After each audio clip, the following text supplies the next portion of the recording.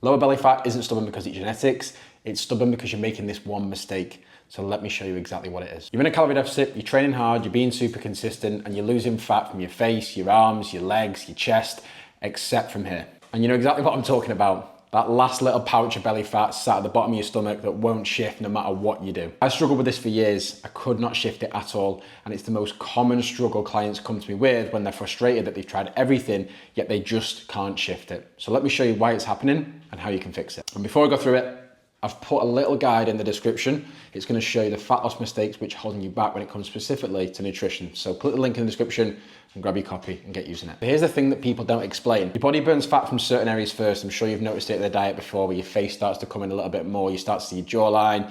You start to lose a bit of body fat around your arms, around your chest. They always come first. But that lower body fat, those love handles, that's the last part your body wants to let go of. Unfortunately, that's just how your body works. It's not genetics, it isn't your metabolism, it's just human physiology. When you're in a calorie deficit, you know, the main reason behind that would probably be to lose body fat around your stomach. So we automatically assume that when we start losing weight, it's gonna go around our stomach.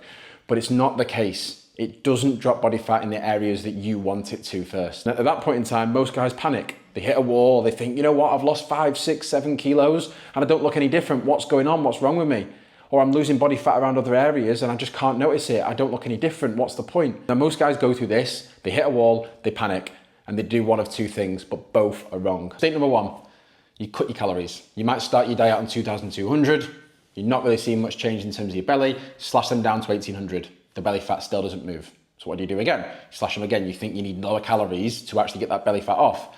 And then what happens? You lose muscle. Your energy's in the bin, your sleep's poor, you can't stick to it, your cravings are through the roof, your hunger is uncontrollable, you're grafting away and the lower belly fat is still not gone because you can't spot reduce body fat. You can't go, right, okay, I'm gonna be in a calorie deficit now. I wanna specifically lose fat around my stomach, not my chest, not my arms, just my stomach. It doesn't work like that. Step number two, you add more cardio. You start doing more, you think, right, maybe I need to increase these minutes up on the Stairmaster. Maybe I start need to do hour stints.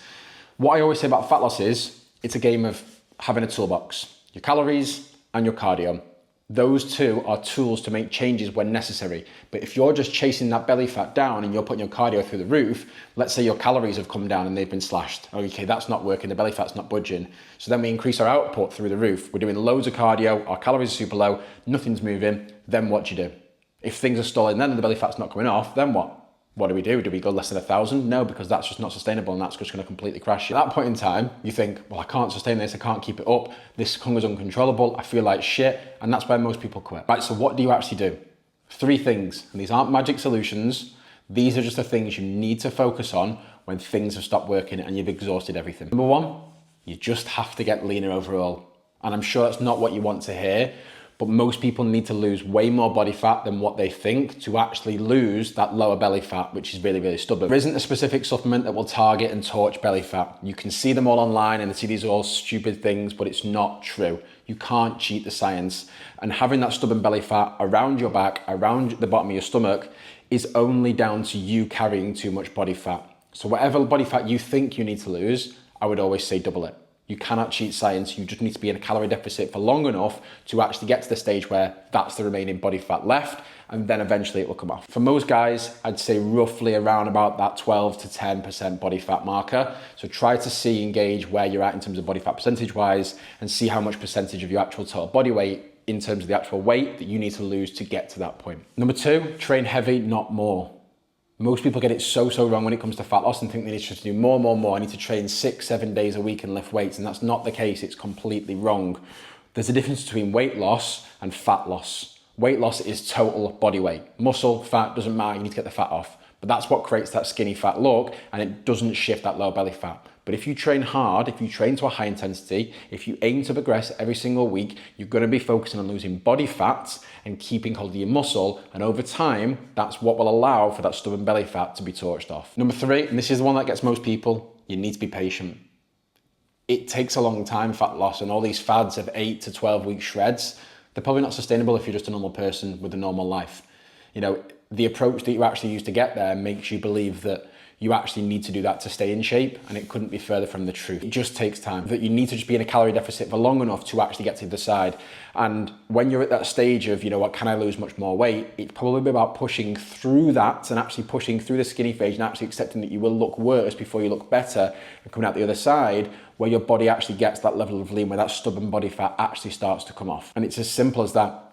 You're probably just not lean enough yet. If you don't want to get in the cycle of just losing and gaining the same weight, you have to push on to a position you've never seen yourself before. And at that point in time, you'll start to click where that body fat, that stubborn body fat around the stomach, around the back, will slowly start to come off. And those 8 to 12 week rapid shreds are great. But as I said, if you live a normal life, you have to set the expectation that life is not going to be perfect, because it never is. You're going to be going out for food. You're going to be going on holidays. You're going to be going out for drinks and beers. These are all going to slow progress down, and it needs to be factored into your timeline. Unfortunately, we can't have it both ways. That it's important to be patient and accept that if you want the best of both worlds, that it's going to take a little bit longer. Yes, you can lose body fat over a shorter period if you are 100% strict and live under a rock, but no one wants to do that.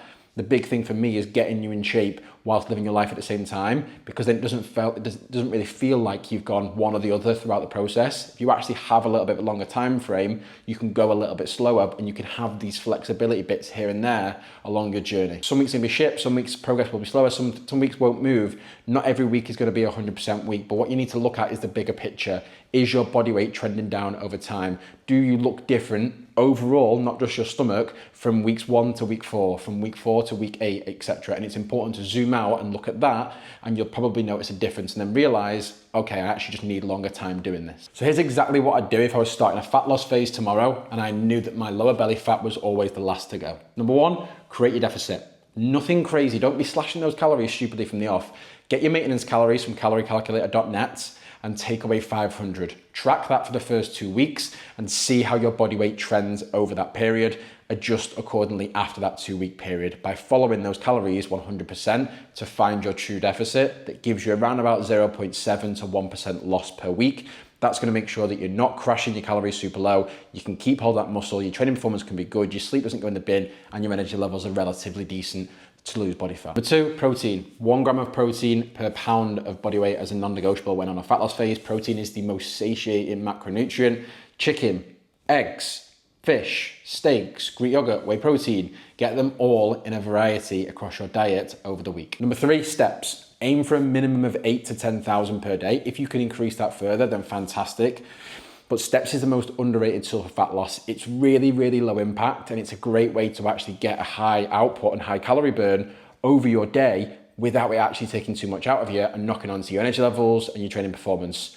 Use cardio as a tool later down the line. Don't go straight in from the off head first and put your cardio through the roof. As I said, use it as a tool, protect that for when you need it and need to make a change to either food or cardio. But I understand that steps are quite time constraining. So if you are someone who is short on time and needs to do cardio, I would aim to try and do 150 minutes at around about 130 to 140 average heart rate on your smartwatch. If you don't have a smartwatch, then I'd try and aim for about 110, 120 calories every 10 minutes on the machine, and that should be a good sweet spot. Before, train 4 days a week, weights in particular. Sack the classes off, sack the running off, just focus on lifting weights heavy. Push Monday, pull Tuesday, Wednesday rest, Thursday legs, Friday rest, Saturday upper, Sunday rest. That's all you need. Train heavy, push to failure, and progress your lifts. That will do more for fat loss than any circuits and runs will ever do for you. Number 5, I can't stress this enough, give it longer than 12 weeks. Ignore the fads, ignore the rapid fat loss protocols. It's going to take longer than 12 weeks. 1, you probably got a lot more body fat to lose than what you actually think. And 2, I'm sure you want to live your life under a way and you don't want to make it miserable. So give yourself more time.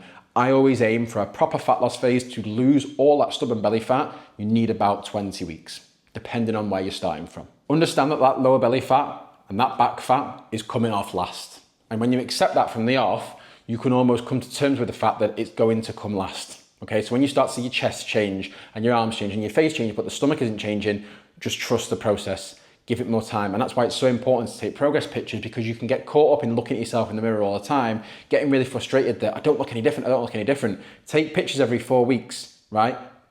Look back from week 1 to week 4, week 4 to week 8, week 8 to week 12, week 12 to 16. And if you notice from week 16 to week 1, you'll notice a huge difference. And then you'll be able to gauge just how much more body fat you've got to lose to actually get to that point where you've got no stubborn belly fat around your stomach and on that lower back. If you can't shift that lower belly fat, understand that your body isn't broken. It isn't your genetics, it isn't your metabolism. It's probably that you're not training hard enough. You haven't given it enough time. You're not as lean as what you think, and you need to be more patient and give it enough time to actually get to that stage of losing that stubborn belly fat. And it's probably a little combination of them all. Fix the deficit and tighten your nutrition up. Train heavy, train hard, and train consistently. Move more throughout your day and give it enough time. That's it. As I said at the start, if you want the free fat loss guide when it comes to nutrition that could be holding you back without you realizing, click the link in the description and you can grab your copy today. Other than that, I hope you enjoy this video. Please like, please comment, please subscribe, and I'll see you in the next one.